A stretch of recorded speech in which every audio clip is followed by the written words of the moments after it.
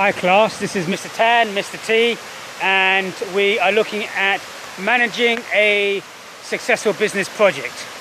And now we're focusing on P4, and we are specifically we're at the Alva Glen, and the Alva Glen is in Scotland, and it's a very, very beautiful location, a very beautiful place, and I absolutely love it here.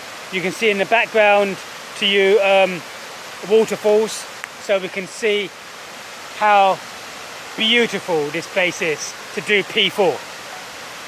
So if we're looking at P4, P4 in managing a successful business project says carry out a small-scale research by applying quantitative and qualitative research methods appropriate for meeting project aims and objectives. So let me read that question again. The question says carry out a small-scale research by applying quantitative and qualitative research methods appropriate for meeting aims and objectives. Well, let's break the question down. Well, what are the project aims and objectives? Well, you've already devised your project aims and objectives as seen in P1.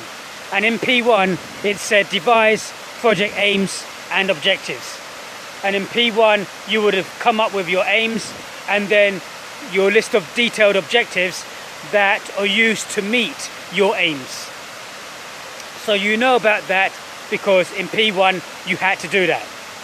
And then it says carry out. So carry out means you've actually got to conduct, you've actually got to conduct your own quantitative and qualitative research methods appropriate to meeting your aims and objectives.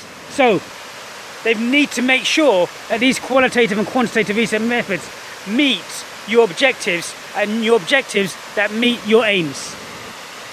So in order to do this, we need to understand what we mean by quantitative research methods and qualitative research methods. What is quantitative research methods and qualitative research methods?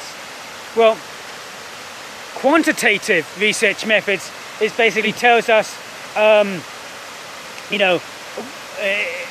what percentage of people said this, or what percentage of people did this or did that, and it's telling us, and it's based on numbers and percentages. For example, 56% of 18-year-olds drink alcohol, and they're 4 times more likely to drink than another type of age group. Whereas qualitative research, it tells us why, when and how. And it tells us people's opinions and people's views, as opposed to quantitative research, which is based on statistical or numbers-based facts and figures. So we can see the difference between the two types of research. When Coca-Cola came up with their Diet Coke, their Diet Coke was meant and designed for both men and females. But when they sold it, they found that mainly 80-85% of women were buying Diet Coke as opposed to men. And yet it was still designed for men. And they undertook qualitative research in terms of group discussions. And they found out that, the writing on it, diet, D-I-E-T, was very feminine. And men didn't want to be associated with a feminine type word, diet, and the way it came across, so they didn't buy it. Whereas women wanted to be associated with that feminine type wording. So Coke came out with Coke Zero, and Coke Zero was very hard, zero, E-R-O, very hard lines, very masculine.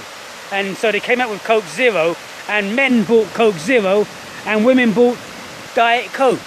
And that was only found out in qualitative research, to find out why men and why women were buying Diet Coke, and finding out their opinions and their views on things. So that was qualitative research. When we look at the differences between qualitative and quantitative research, we can see that quantitative research is statistical based, whereas qualitative research is more subject and personal. Quantitative research gathers statistical values, numerical measurements, whereas qualitative research is soft information. Quantitative data is usually related to data on market size, growth, market share, whereas qualitative research really looks at your understanding consumer behavior, attitudes and perceptions to things.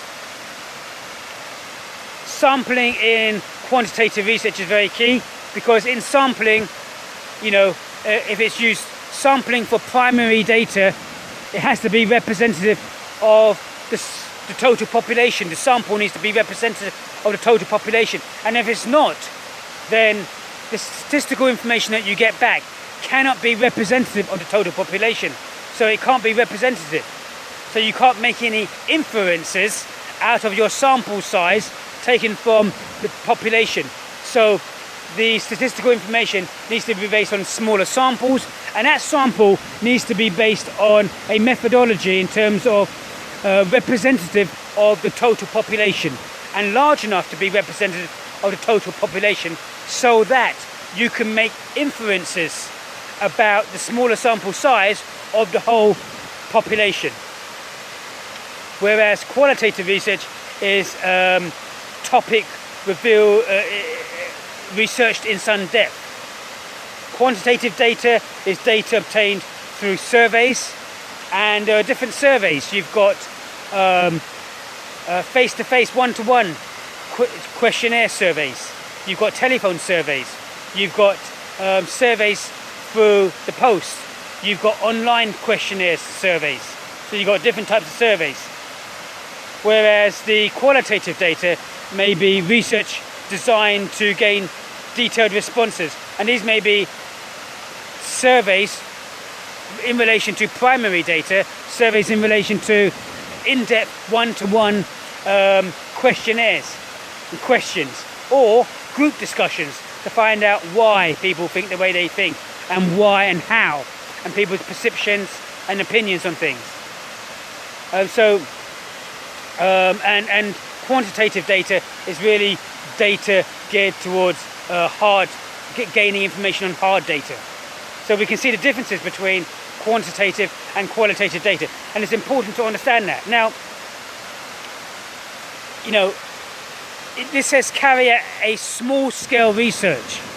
So to do primary data on both quantitative and qualitative could be a big task. So I personally would recommend you doing secondary data on quantitative data. But let's understand what we mean by primary and secondary data. What we're talking about in terms of primary and secondary data is that primary data is data that doesn't already exist, and you have to actually go out and find it, whereas secondary data already exists in the public domain. So you can research it and gain the statistical information, for instance, from the government information that already exists. So with the project that I was looking at, in terms of trying to find out the highest crime rate for Metro products and where we should actually do our first marketing campaign, as I told you in P1 and P2, I actually undertook quantitative secondary data, and I looked at the government statistical information, and the government statistical information told me the facts and figures about crime rate, crime statistics, and the amount and the number of cars that were stolen in each county of the UK, with percentages for each of the UK. And it also told us the different types of crime in relation to cars in each of those counties. And we determined that the highest crime rate was in Nottinghamshire. More than one car was being stolen every minute of the day. and there was a specific problem in relation to Nottingham as opposed to anywhere else in the country at that time. I mean, other car crime statistics we can see of quantitative secondary data would be examples gained from statistical information from the government, which include things like car crime May 2007 was 38,439, or car crime since 1997 has fallen by 40%, or older cars between 13 to 14 years older are 54% more at being at risk in terms of being stolen than newer cars between 1 and 3 years old. Or newer cars are less likely to be at risk,